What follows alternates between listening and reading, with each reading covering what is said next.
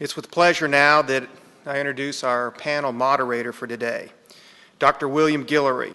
Prior to founding the consulting firm of Innovations International, Dr. Guillory was a physical chemist of international renown. Dr. Guillory is an authority on work-life integration, diversity, empowerment, leadership, creativity, and innovation. Dr. Guillory.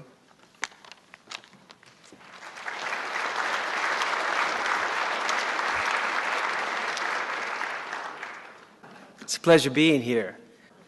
Okay, so one thing we usually do when you deal with diversity is to typically examine some things which are very much ingrained in the way we were brought up, the way we live, and what our experiences are all about. So what I'm going to invite each of you to do here today is to think of some incident in your life that that might have been embarrassing and might have, you're smiling, I can see you already have your thought, might have something related to diversity. Just take a minute to think about that. Now, what we've done, or what I did, most people weren't aware of before you came to the auditorium here today, is I went around and put some dots on the back of selected seats where you're seated.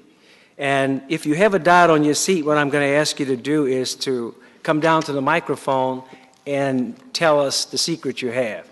So would you take a minute and look at the back of your seat? Just take a look at the back, see if you have a dot. Okay, thank you. There are no dots.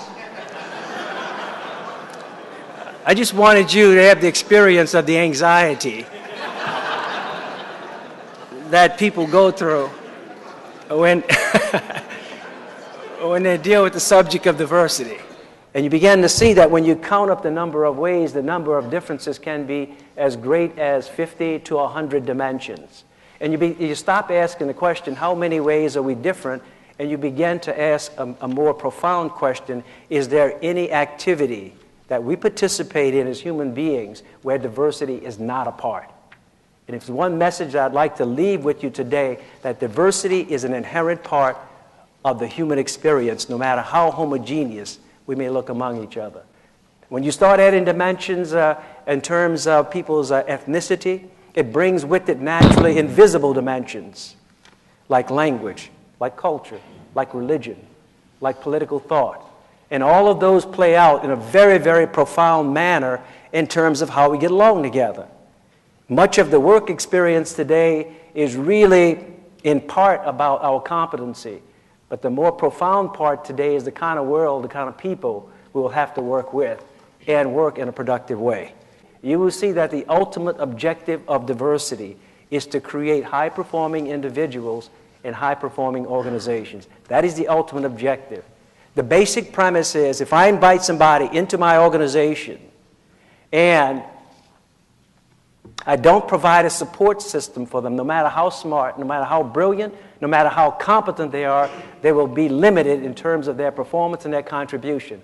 From a business perspective, it makes no sense at all to invite people into an organization where I don't use maximally what they're capable of doing and pay them a full salary. Now, is that person's problem or is that my problem? If my job is to get the maximum productivity out of that individual and the team, that's my problem. And if I don't see it as my problem, then obviously I have a problem. Now, the basic way human beings operate, in my experience, is that when we encounter differences, we tend to deal with them counterproductively. I mean, I don't know why. I don't know why differences, especially large number of differences, seem to create fear in us. We don't naturally gravitate to that which is different, particularly if a person has a different view of the world, particularly if a person's of a different culture. Our first inclination is to say, we have a tradition, your job is to fit. What is happening in the world is that people don't want to fit anymore. We call that cultural adaptation. The new workable concept in a country where 1/3 of its population are people of color, and mainly from different parts of the world, is cultural integration. It's to find some way to create human compatibility. Anything else doesn't make any sense. But we really need your knowledge, your wisdom, and maybe you aren't as hardwired as we are in terms of bringing some resolution to the issues that we deal with. In many companies that I work with where the population of people of color is 45%. So the question is, what does the leadership look like? It looks like 100% European-derived males. That's an unworkable situation for that organization. There is no representation, there's no point of view, there's no experience of what it's like for that 45% group of people. We don't get to vote that I don't like this number. I don't like this distribution. And you should know, of course, that the number is growing in terms of what are called minorities of people of color. That's the situation that will be thrown in your lap. And the question is, do you feel that you're prepared to deal with that? And if you're not, how do you get prepared as quickly as possible? I hope it may capture your attention. It may even capture you personally so that you bring some dedication to that. And toward the end of this presentation, I'll give you some ideas as individuals how you could integrate diversity into your life, whether anybody provides it for you or not. We're the most diverse, at least, country probably on the planet. And the question is, diversity is never neutral.